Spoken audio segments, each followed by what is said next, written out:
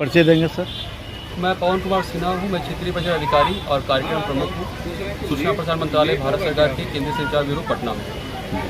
आज का जो 3 दिवसीय जो कार्यक्रम है वो क्या कार्यक्रम है सर? जो आप देख पा रहे हैं, सूचना प्रसारण मंत्रालय, भारत सरकार के केंद्रीय संचार ब्यूरो पटना की ओर से 25 से 27 मार्च तक 3 दिवसीय फोटो प्रदर्शनी का आयोजन किया गया है और यहाँ बाढ़ के माननीय विधायक ज्ञानेंद्र कुमार सिंह जी के द्वारा इसका उद्घाटन किया गया है। और इस कार्यक्रम में यहाँ नगर परिषद अध्यक्ष, उपाध्यक्ष और DCLR सर और यहाँ पे SDM सर यहाँ पे आए थे और उनके करकमलों से यहाँ पे इस कार्यक्रम का उद्घाटन हुआ है। इस कार्यक्रम का जो मुख्य उद्देश्य है वो यह है कि जो आज़ादी का जो पूरा इतिहास है वहाँ उसके बारे में हम यहाँ की जनता को, खासकर जो युवा पीढ़ी है, उनको हम लोग बता सकें कि हाँ, आज़ाद ये जो भारत है वो किस प्रकार आज़ाद हुआ है। और जो इसका एक और जो उद्देश्य है कि जो गुमनाम नायक रहे हैं, जिनका विशेष तौर पे योगदान रहा है इस आज़ादी में, तो उन्हें हम लोगों को बताने का प्रयास किए। और एक जो सबसे और जो महत्वपूर्ण बात है कि केंद्र सरकार के द्वारा बीते 8 वर्षों में जितने भी कार्यक्रम, योजनाएं और नीतियाँ अपनाई गई हैं, उनके बारे में लोगों को अवगत और जानकारी देने के लिए हम लोग यहाँ फ़ोटो प्रदर्शनी लगाए हैं। ये 3 दिनों में और किस किस तरह का कार्यक्रम है? इन 3 दिनों में हम लोग एक ओपन क्विज़ का आयोजन करेंगे। जितनी भी जनता यहाँ की होगी उनके बीच और जो छात्र छात्राएँ यहाँ पे होंगी, एक ओपन क्विज़ करेंगे और वो सारा क्विज़ जो है कि सरकार की योजनाओं और आज़ादी से जुड़ा हुआ होगा और उनको हम मौके पे ही पुरस्कृत करेंगे। इसके अलावा हम लोग यहाँ खेल कूद प्रतियोगिता भी करवा रहे हैं। आज ही हम लोगों ने कबड्डी मैच का आयोजन किया था। बाढ़ और मोकामा की जो लड़कियाँ हैं वो इसमें शिरकत की थी, भाग ली थी और हुआ था। इसी तरीके 27 मार्च को हम लोग यहाँ रग्बी मैच करवा रहे हैं। और इसके अलावा हम लोगों का एक सांस्कृतिक दल है, प्रयास, जो कि पटना से आई हैं। तो प्रयास जो सांस्कृतिक दल है, उनके जरिए जो है यहाँ सांस्कृतिक कार्यक्रम हर दिन यहाँ पे शाम संध्या में जो है कि आयोजित किया जाएगा। सर, आपके नेतृत्व में पटना जिला का विकास काफ़ी तेज़ी से हो रहा है, खास करके NYK की ओर से। सर, आपका आने वाला समय में किस तरह का कार्यक्रम पटना जिले में और आयोजित की जा रही है? देखिए, नेहरू युवा केंद्र पटना बहुत तरह के कार्यक्रम, नए तरह के कार्यक्रम लाने की कोशिश कर रहे हैं। जैसे कि इस वर्ष हमने युवा उत्सव किया।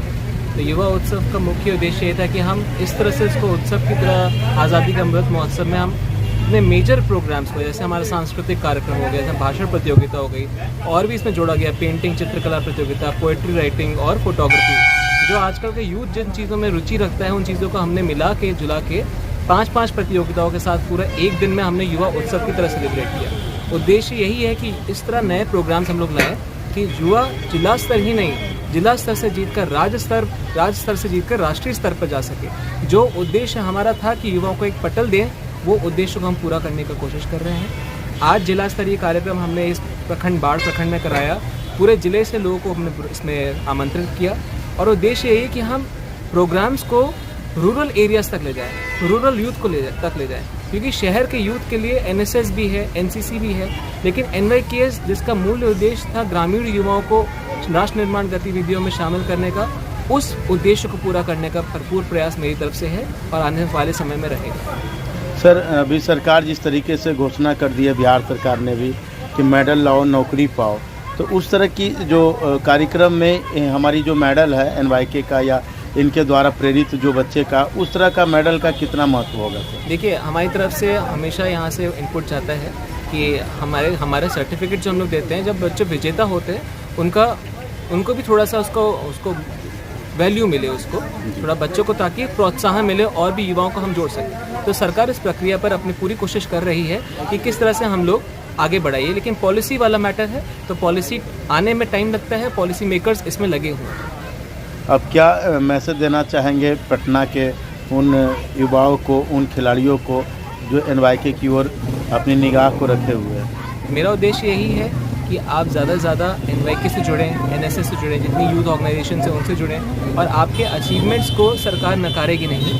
सरकार चाहती है कि हमारे देश के युवा वैश्विक पटल पे जाएं, और उसी आधार पे, क्योंकि G20 भी हमने मना रहे हैं और ministry of youth and sports G20 के आधार पे Y20 का भी लॉन्चिंग किया है कि जो इंडिया का यूथ है वो इंटरनेशनल यूथ के बराबर एक प्लेटफॉर्म पे आ सके, और इसके लिए सरकार अपनी पूरा प्रयास कर रही है। अभी भी बाढ़ में ऐसे एक बार कार्यक्रम हुआ था, आज से 4 साल पहले, 3 साल पहले जब आप शुरू आए थे, तो उसमें बहुत सारे संगठन जो कि एनवाईके से जुड़े हुए संगठनों को यहाँ पे आमंत्रित किया गया था। उसके बाद उस तरह का कोई भी संगठन को आमंत्रण नहीं मिल रहा है या लोगों को जागृत नहीं किया जा रहा है। बहुत सारे ऐसे संगठन हैं जो कि मृतप्राय हो चला है, तो उन संगठन के लिए क्या आपका प्रयास हो रहा है सर? मेरा प्रयास यही है, कॉल भी नहीं जा रहा है। जितने हमारे संगठन हैं वो आत्मनिर्भर बन सके। सरकार की तरफ से सरकार एक लिमिट तक अपना हाथ पकड़ के हैंड होल्डिंग कर सकती है। हैंड होल्डिंग का हमारे यही मेजर ऑब्जेक्टिव होता है कि हम लोगों को सेल्फ रिलायंट आत्मनिर्भर बना सकें, और इसके लिए मेरी तरफ से भरपूर प्रयास है कि मैं ज़्यादा से ज़्यादा लोगों तक पहुंच सकूं, ताकि उनको मैं दिशा दिखा सकूं कि वो कैसे अपने से भी आगे बढ़ सकते हैं।